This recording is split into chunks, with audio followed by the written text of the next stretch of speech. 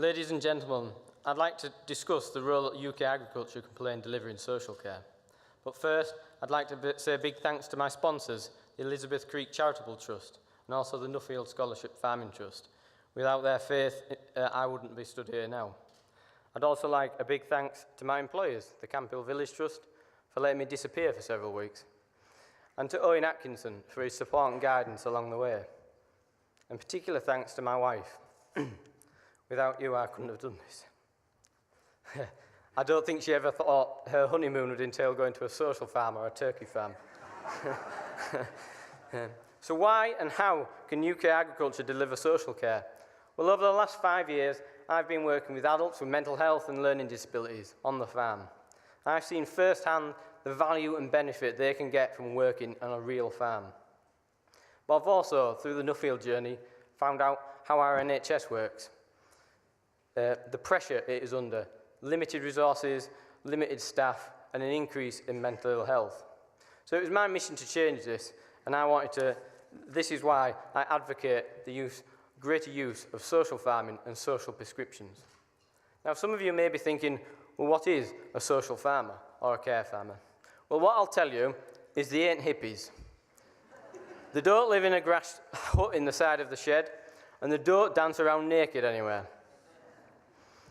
What social farmers are people like Larry, who opens his Donegal social farm to the wider benefit of the Donegal community. There's people like Larry, who 3 days a week accept adults with learning disabilities and mental health issues on his farm, from doing anything from feeding the cows to helping him redesign his website. Through to Mariangelo and Franco, farming several hundred acres in northern Italy of vegetable production. Also, an on-site farm shop and restaurant, incorporating adults with disabilities in every step of the way. And then finally me, here fertility testing some bull semen. What you can't see is the 12 adults with disabilities that are stood watching. They've looked down the microscope, they're sort of in amazement of what we've just done to the bull. but they're learning, and they're being given a chance, and it's real, and it's on the farm. Farmers are often unique and remarkable people operating in unique and remarkable places. They are often rich in empathy, knowledge, and compassion. But we don't demonstrate this half enough. We need to demonstrate to the whole of society that we are more than just food producers. We have a lot more to offer. We have a lot of skills. And in a world where we will have to justify every pound we get off the UK taxpayer, what better way to say than we're not just producing food, but we're also supporting people and helping people progress and develop their lives. So how do you actually get to a social farm? Well, the common route is through a social worker referral, private referral, but more increasingly through NHS and GP referrals in the form of a social prescription. What happens? What does the farmer get out of it? The farmer gets some money, which is brilliant, and it adds sustainability to smaller farming businesses. But what does the client get? The client takes part in meaningful work-based activities. They can change and develop. The change and progress in these people is unbelievable. But why does it work? Well, I believe it works because farms are real. They're real places with real people with real problems. No other day service provision can offer that. That is why they work, in my opinion.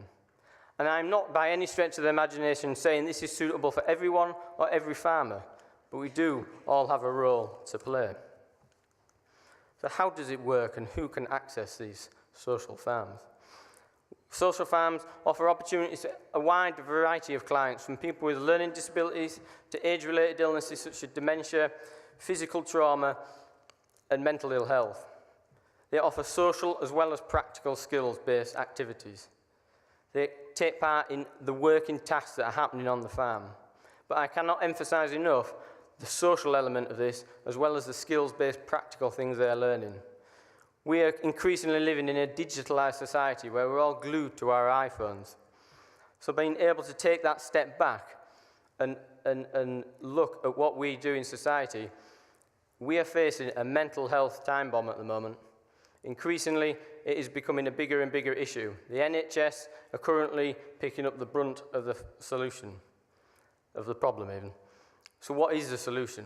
Well, I saw in Holland and Norway and Italy how they were using social prescriptions. It is another tool in the doctor's toolbox to help treat mental health as well as other illnesses. It is that time the doctor can prescribe not only medical, conventional treatment, but also time on a farm. This may be half a day, but not only a farm, it could be a garden, it could be a community centre, it could be a fitness class. And in an era when particularly the young generation are ever more challenged with mental health, what better way than to just take a step back and just milk a cow or harvest a carrot? So we can tap into this. And for those of you that say this will not work on a large productive farm, I saw many examples on my travels that it could. The best one is Osdorp Nursery here, producing 40,000 tonnes of tomatoes a year on the outskirts of Amsterdam. But they were supporting over 100 adults a month with mental health and substance misuse issues. But why did it work? Well, these adults were gaining skills. They were given a purpose and they weren't being treated or preempted because of their issue. The diagnosis had been left at the gate.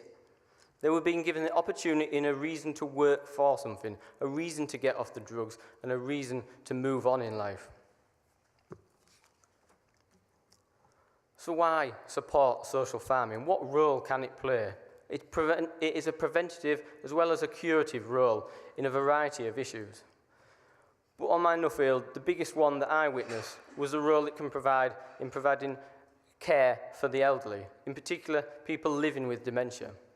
I never thought this was possible before I set out on my travel, but now we are trying to put in place a scheme to allow people living with dementia to access the farm. Currently, the healthcare system, if you were diagnosed with dementia and you were not privileged enough to be able to afford your own health care, you were put in a care home. These are largely in inner cities or towns. You're inside all day.